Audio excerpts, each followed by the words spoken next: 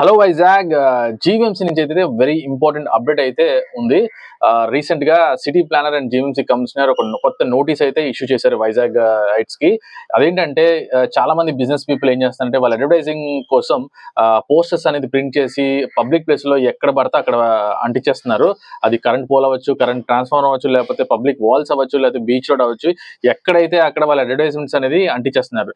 So ఇక్కడ నుంచి అలాంటివి కుదరవు. ఎందుకంటే జీవీఎంసీ యాక్ట్ ప్రకారంగా అలాగా అంటించడం అనేది ఇల్లీగల్ అండ్ దానికి 1 lakh రూపీ అయితే ఫైన్ అయితే వేస్తున్నారు.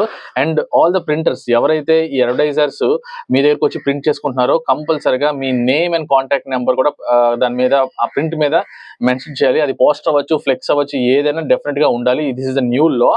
మీరు కానీ అది ఎంకరేజ్ చేసినట్టయితే మాత్రం మీరు కూడా ఆ ఫైన్ లో మీరు కూడా ఇంక్లూడ్ అవుతారు.